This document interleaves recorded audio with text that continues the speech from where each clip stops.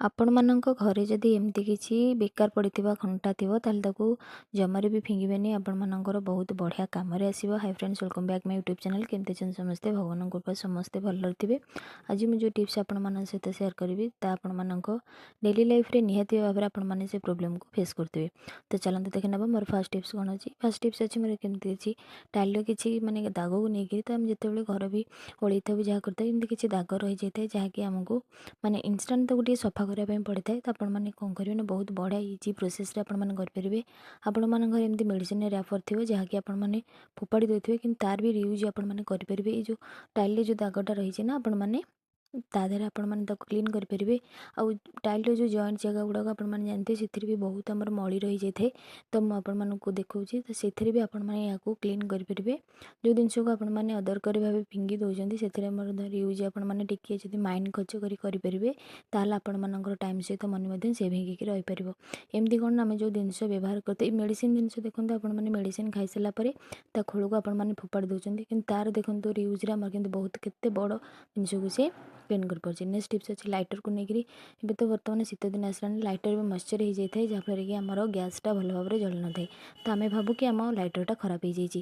ତ ସେଥିପାଇଁ ଆପଣମାନଙ୍କୁ ଗୋଟେ ବଢ଼ିଆ ଟିପ୍ସଟେ ଦେବି ଯାହାକି ଆପଣମାନଙ୍କର ବହୁତ ବଢ଼ିଆ କାମରେ ଆସିବ। ତ ଆପଣମାନେ କ'ଣ କରିବେ, ଯଦି ଏ ପ୍ରୋବ୍ଲେମ୍ ଆପଣମାନେ ଫେସ୍ କରୁଛନ୍ତି ତାହେଲେ ଆପଣମାନେ କ'ଣ କରିବେ ନା ଯେତେବେଳେ ବି ଗ୍ୟାସ୍ ଲଗାଉଛନ୍ତି, ଗ୍ୟାସ୍ର ଯେତେବେଳେ ବି କାମ ରୋଷେଇ କରୁଛନ୍ତି ତ ଗ୍ୟାସ୍ଟାକୁ କ'ଣ କରିବେ ନା କିଛି ସମୟ ବନ୍ଦ କରିନେବେ। ବନ୍ଦ କରିଦେବା ପରେ ବର୍ଣ୍ଣରଟା ଆପଣମାନଙ୍କ ଟିକେ ହିଟ୍ ହେଇକି ଥିବ।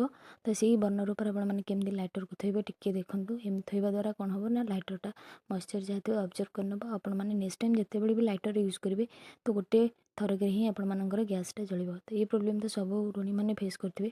ଯଦି ଆପଣମାନେ ଏମିତି ଫେସ୍ କରୁଛନ୍ତି ନିହାତି ଭାବରେ ଏ ଟିପ୍ସକୁ ଟ୍ରାଏ କରନ୍ତୁ। ଦେଖିବେ ଆପଣମାନେ ନିହାତି ଭାବରେ ଆପଣମାନଙ୍କର ବହୁମୂଲ୍ୟ ସମୟ ଦେଇପାରିବେ। ନା ନେକ୍ସଟ ଟିପ୍ସ ଅଛି ଏମିତି କିଛି ଘଣ୍ଟାକୁ ନେଇକି। ଛୋଟ ପିଲାମାନଙ୍କର ଘଣ୍ଟା ଦେଖନ୍ତୁ ବହୁତ ଥାଏ। ତ ଘଣ୍ଟା କ'ଣ ହୁଏ ନା ବେଳେବେଳେ ଯେତେବେଳେ ଖରାପ ହେଇଯାଏ ଆମେ ତାକୁ ଫୋପାଡ଼ି ଦେଇଥାଉ। ତ ଏଥିରେ ଆପଣମାନଙ୍କୁ ବହୁତ ବଢ଼ିଆ କାମରେ ଆସିବ। ଧୈର୍ଯ୍ୟରେ ସବୁ ଭିଡ଼ିଓକୁ ଦେଖନ୍ତୁ।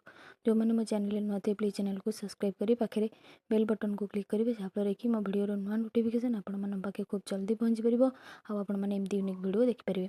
ତ ଆଇରନ୍ର କର୍ଡ଼ଟା ଦେଖନ୍ତୁ ଆପଣମାନେ ଏମିତି ପଡ଼ିଥାଏ, ବେଳେବେଳେ ଏମିତି ଖରାପ ମଧ୍ୟ ହେଇଯାଇଥାଏ, ବହୁତ ମଳି ମଧ୍ୟ ହେଇଯାଇଥାଏ ଆପଣମାନେ ଦେଖିପାରୁଥିବେ। ତ ସେଥିପାଇଁ ଆପଣମାନଙ୍କୁ ବଢ଼ିଆ ଟିପ୍ସଟେ ଦେବି। ଆପଣମାନେ ଯଦି ଏମିତି କିଛି ପିଲାମାନଙ୍କର ବେକାର ପଡ଼ିଥିବା ଘଣ୍ଟା ଥିବ ଜମାରୁ ବି ଫିଙ୍ଗିବେନି କି ଫୋପାଡ଼ିବେନି। ଆଜିର ଏ ଟିପ୍ସ ଦେଖିଲା ପରେ ଆପଣମାନେ ନିହାତି ଭାବରେ ତାକୁ ରଖିବେ ଆଉ ତାକୁ କାମରେ ମଧ୍ୟ ଲଗାଇବେ। ଦେଖନ୍ତୁ ମୁଁ ଏଇଟାକୁ କ'ଣ କରୁଛି ନା ଯେଉଁ ତାର ଅଛି ତାକୁ ଭଲକରି ଆପଣ ହାତରେ ଆଗ ସେପ୍ କରିନେବେ। ତାପରେ ତା ଭିତରେ ଦେଖନ୍ତୁ ମୁଁ ଯେଉଁଠି ରଖୁଛି ଆପଣମାନଙ୍କୁ ସେଠି ରଖିବାର ଅଛି। ତ ଆପଣମାନେ ସେଠି ରଖିକି ତାପରେ କେମିତି କରିବେ ସେଇଟା ଆପଣମାନଙ୍କୁ ଟ୍ରିକ୍ଟା ଦେଖେଇଲେ ଆପଣମାନେ ନେକ୍ସଟ ଟାଇମ୍ ଯେତେବେଳେ ଏମିତି କିଛି ଆଇରନ୍ର ପ୍ରୋବ୍ଲେମକୁ ଫେସ୍ କରିବେ ତ ଆପଣମାନେ ଏଇ ଘଣ୍ଟାର ୟୁଜ୍ଟା ହିଁ ସେତିକିବେଳେ କରିବେ। ତ ଦେଖନ୍ତୁ ତାର ଭିତରେ ଆପଣମାନଙ୍କୁ ଏମିତି ଘଣ୍ଟାଟାକୁ ଭର୍ତ୍ତି କରିବାର ଅଛି।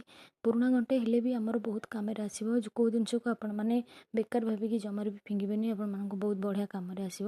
ତ ଦେଖନ୍ତୁ ଏଇଟାକୁ ଆପଣମାନେ ପୁରା ଟାଇଟ୍ରେ ରଖିପାରିବେ ଯାହାକି ଆପଣମାନଙ୍କର ନେକ୍ସଟ ଟାଇମ୍ ଯେତେବେଳେ ଆପଣମାନେ ଆଇରନ୍ର ୟୁଜ୍ କରିବେ ଆପଣମାନଙ୍କୁ ଆଉ ଅସୁବିଧାର ସମ୍ମୁଖୀନ ହେବାକୁ ପଡ଼ିବ ନାହିଁ।